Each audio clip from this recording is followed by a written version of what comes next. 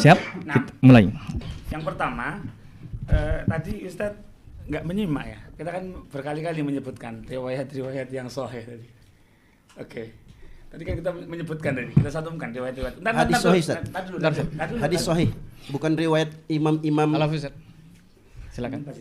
Ya. Gus Najir silakan. Yang kedua, Ustaz, gini. Kalau memang anggaplah ini semua tadi kita tolak. Anggaplah ini semua tadi kita tolak. Mantap. Misal, apakah Anda kemudian berani mengatakan, oh, ya ulama yang kita sebut tadi, beliau semua salah berjamaah? Itu cacat logika, Ustaz. Nah. Silakan. Ustaz Rafael. Silakan, Gus. Artinya, ulama-ulama ini, Ustaz, beliau tidak mungkin ngarang. Konsekuensi ketika kita menyalahkan, apalagi menuduh kafir, apalagi menuduh kuburiyun, antum akan menyematkan gelar itu ke beliau-beliau tadi. Ya. Oke. Apakah Anda berani mengatakan itu? Oke. Anggaplah riwayat ini bermasalah. Kemudian para ulama tadi tidak memberikan taklik, tidak mengomentari. Ini bermasalah, tapi saya bawakan aja lah. Berarti ulama-ulama tadi Anda tuduh khianat berjamaah. Ini kan konsekuensi kedua. Kalau ini memang sahih, kalau memang Anda katakan ini salah, berarti beliau-beliau salah berjamaah. Kan konsekuensi logisnya begitu. Kalau memang ini riwayat bermasalah, tapi beliau-beliau berani menyampaikan, berarti beliau-beliau khianat ilmiah. Kan begitu? Ya. Yang ketiga yang lebih ekstrim, kalau Anda dengan serta-merta menstempeli, mohon maaf, ini serius, orang-orang yang ziarah, yang tabarruk kemudian sebagai kuburiyun, ini sering. Ini teman-teman antum banyak, teman-teman Anda banyak yang melakukan itu. Dikit-dikit kuburiyun, ahli bid'ah, ahli syubhat. Ini bukan sesuatu yang remeh, Ustaz.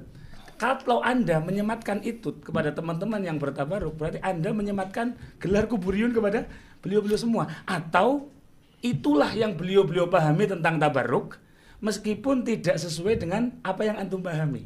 Nanti tolong dijawab. Antum tambahkan. Oke, iya, Allah Subhanahu wa taala berfirman di dalam salah satu firman-Nya, wa idza ja'ahum amrun minal amni awil khaufi adha'u bih walau radduhu ila rasuli wa ila ulil amri minhum la'alimahu alladhina yastanbitunahu minhum.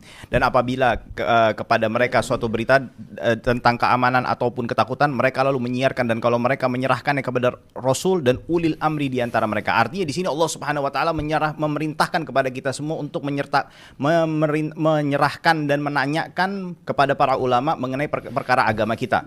Sebagaimana tadi kembali lagi yang disampaikan Gus Ajir, apakah semua ulama ini bersepakat untuk melakukan kesalahan? Ya, bisa jadi Anda yang belum tahu dalilnya, ya, bukan ulama yang tidak mengerti dalilnya. Beliau membaca ayatnya Iya. sempurna. Itu kan lanjutannya. Iya. Ayatnya nggak sempurna. Harusnya dilanjutkan.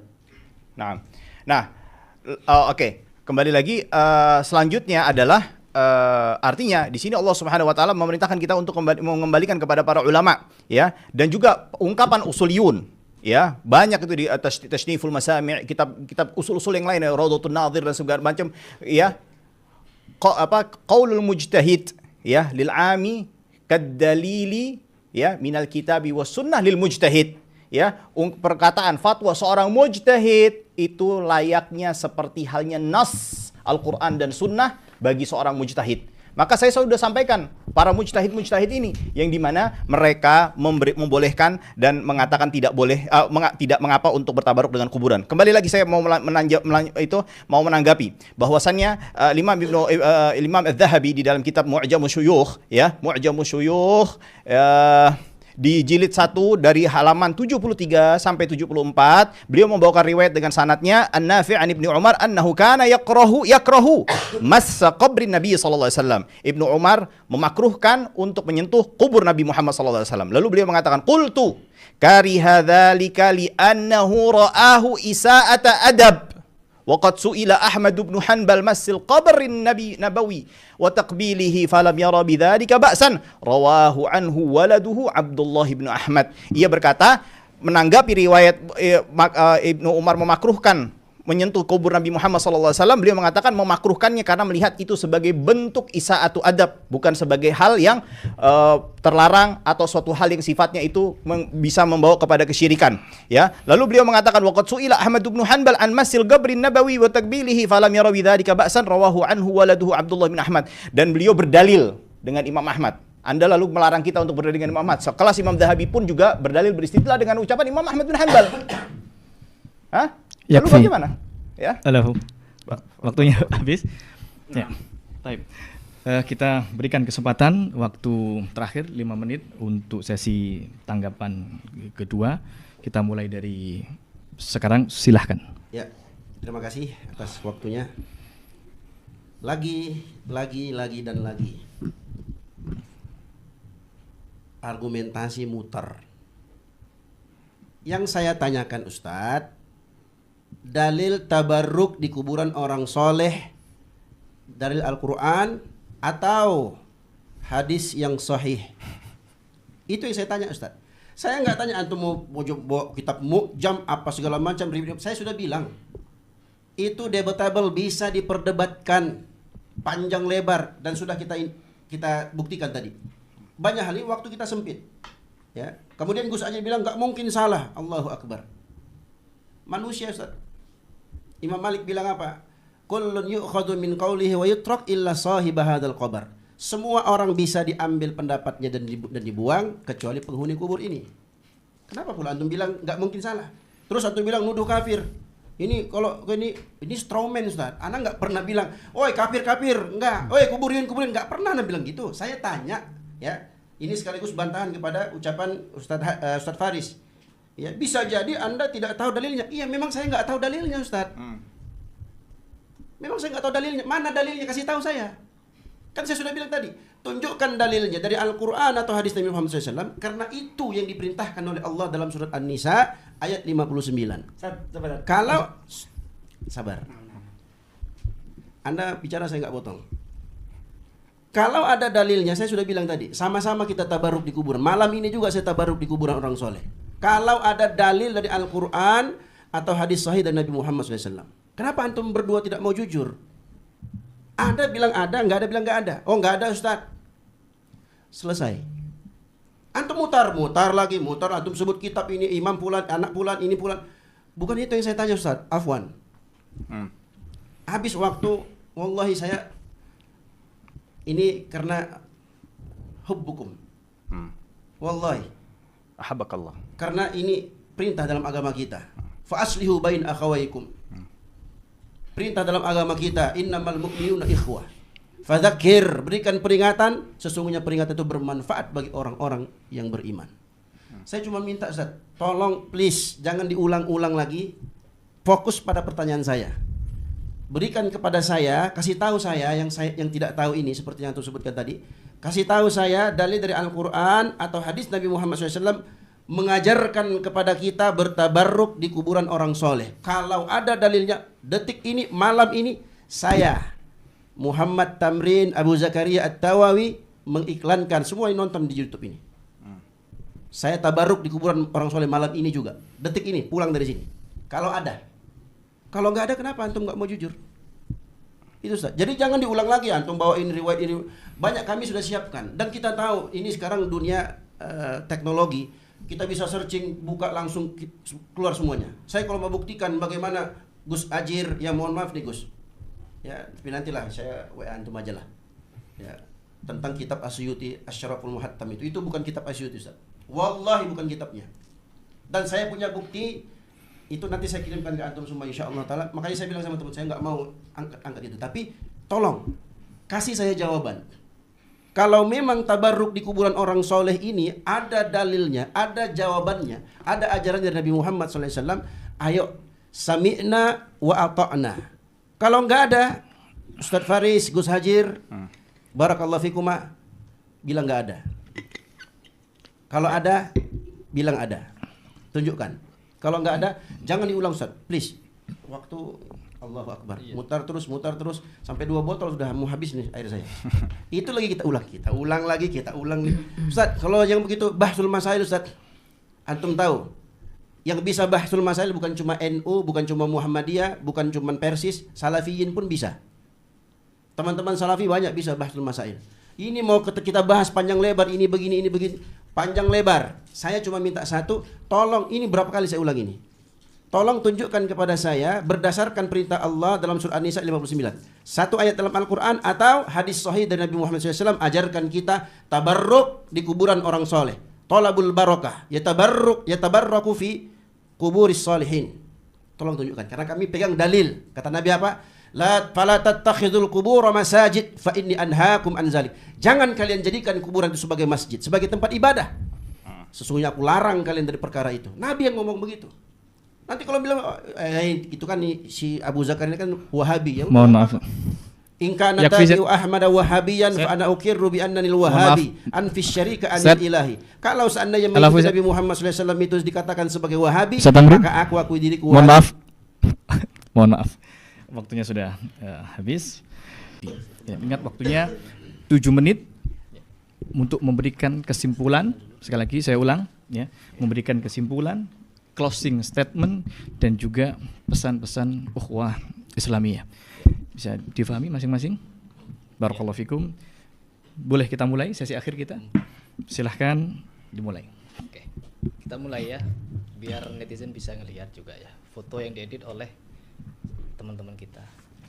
Di sini Gus Ajil tadi memberikan penekanan kepada saya untuk memberikan jawaban mencaci maki umat muslim, sesama muslim adalah fasik, betul? Apa mungkin kami yang kalian sebut Wahabi itu kafir? Karena banyak sekali caci makian di media sosial tentang Wahabi yang begini begitu. Belum lagi ada saya mendengar satu video dari seorang tokoh Aswaja yang dijuluki singanya Aswaja. Apa yang disebutkan di videonya? Mencaci maki Wahabi adalah ibadah. Betul? Kami tidak sepakat dengan itu. Nah, hantu baju, setan alas dan lain sebagainya.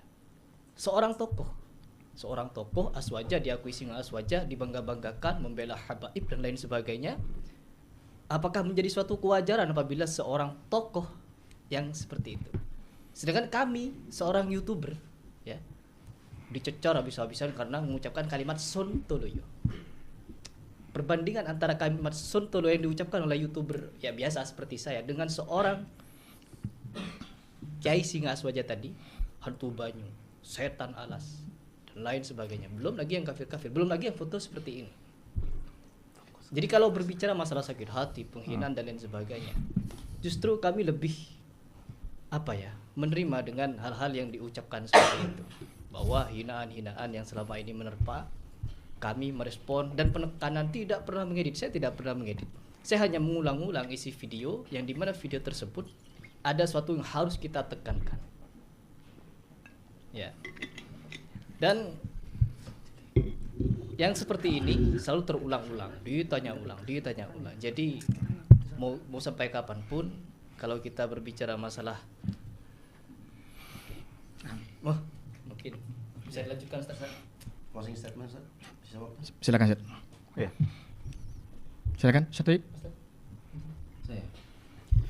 Jadi teman-teman ya, yang pertama Habib yang mengatakan buru-buru bawa kitab itu tidak ada data, ya itu palsu, karena data di kami di kitab Fuyudot Al-Bahril Mali ya, itu tidak ada kalimat buru-buru bawa kitab.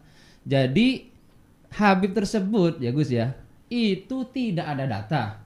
Maka secara khusus tugas antum berdua meluruskan itu Habib dan dicegah, karena beliau itu adalah qudwah gitu kan, ya kan? Dan tugas kami secara umum ya kan meluruskan. Itu satu. Kemudian yang kedua, ya kan, kami masih belum bisa menerima perselisihan tentang perkataan ulama tentang tabarruk yang dalilnya itu masih diperselisihkan. Kemudian yang kedua, yang dengan zatnya itu adalah dalil, itu cuma dua.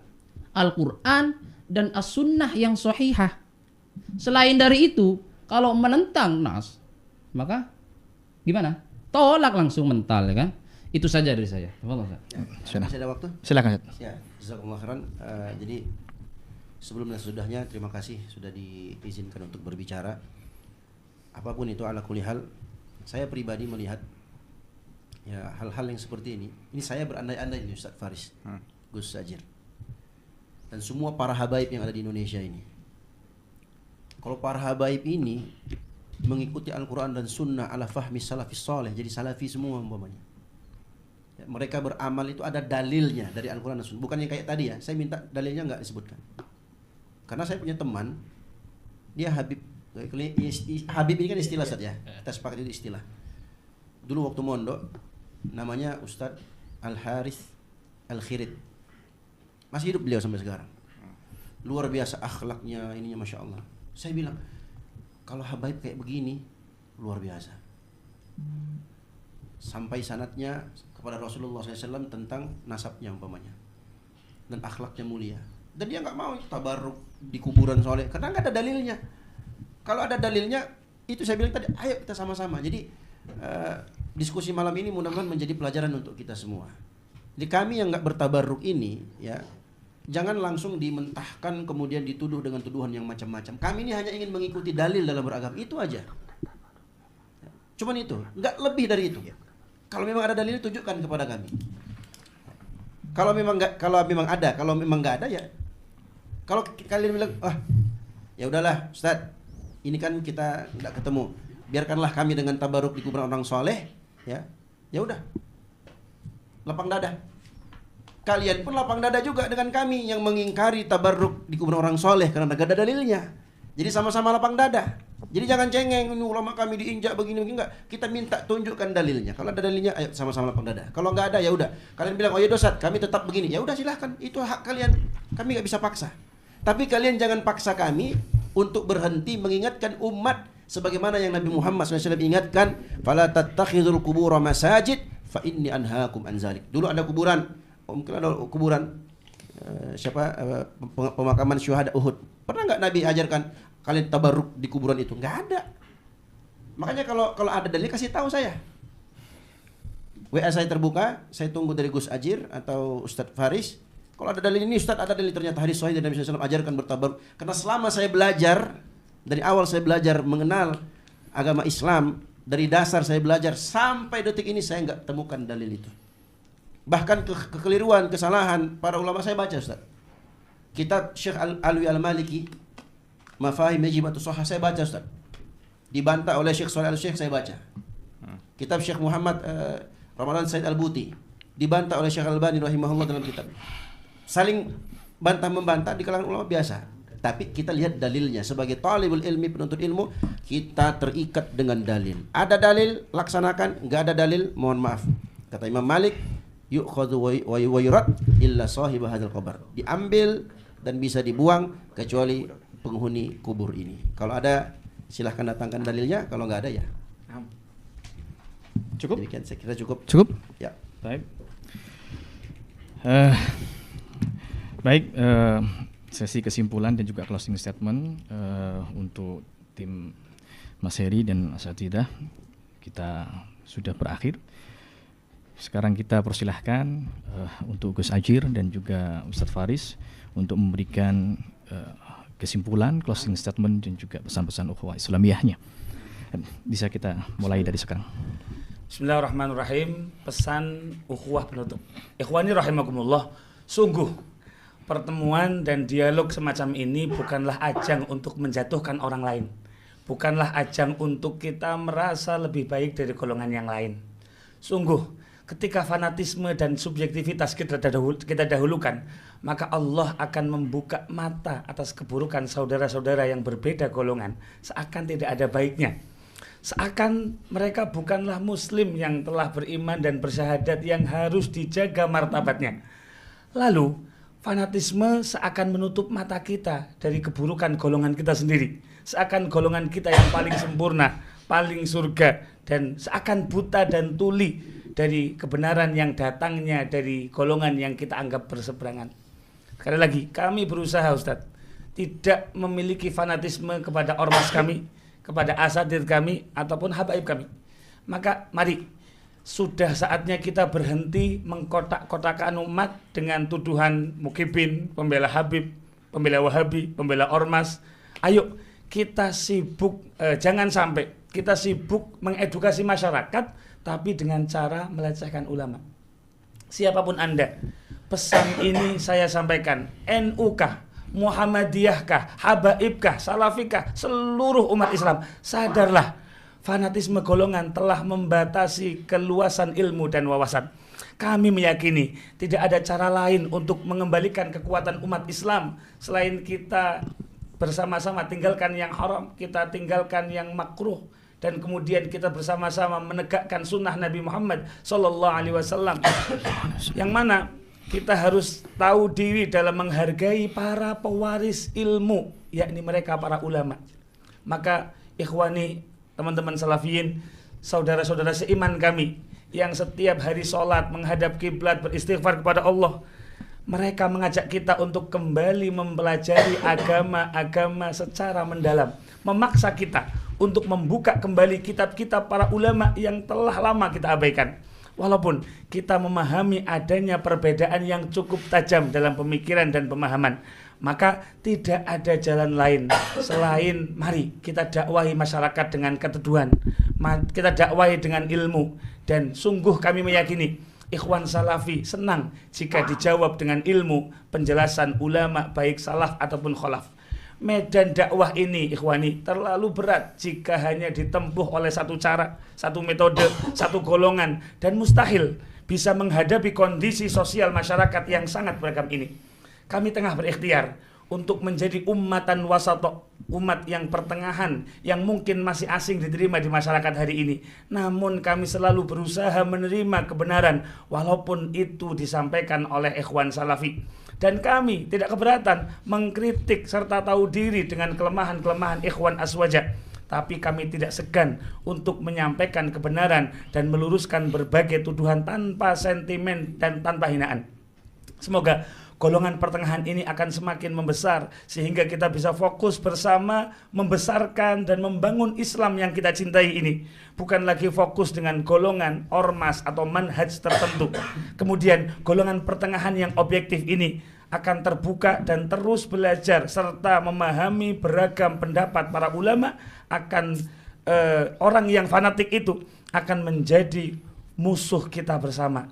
Dan orang-orang yang sadar tentang perbedaan itu akan menjadi musuh bagi mereka yang anti kritik, musuh bagi mereka yang berpenyakit dengki dan rasis.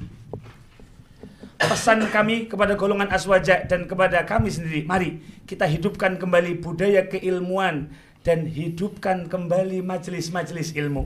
Percayalah, mencampur adukan joget dengan kegiatan keagamaan sama sekali tidak menolong keagungan agama kita.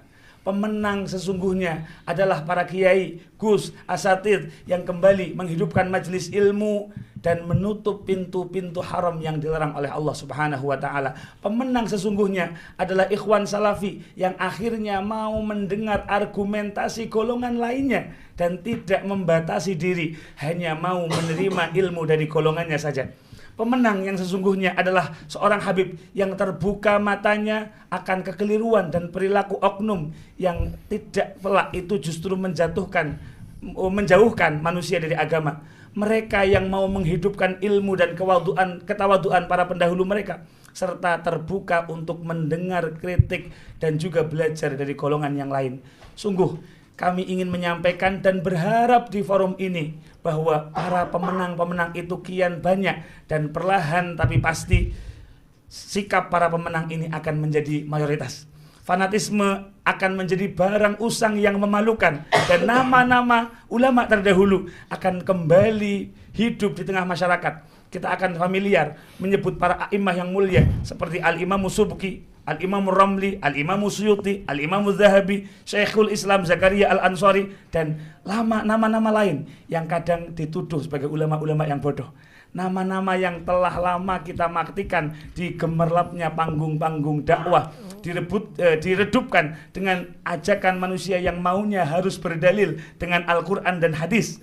Ajakan melupakan seluruh khazanah keilmuan yang diwariskan oleh para ulama. Ajakan yang tidak bisa menerima akal, menafikan keberadaan para ahli ilmu, dan mengira semua manusia mampu menjadi mujtahid hingga antar ulamanya pun saling merendahkan, saling menyalahkan dan mentahdir satu sama lain hanya karena perbedaan setitik di antara mereka. Maafkan kami.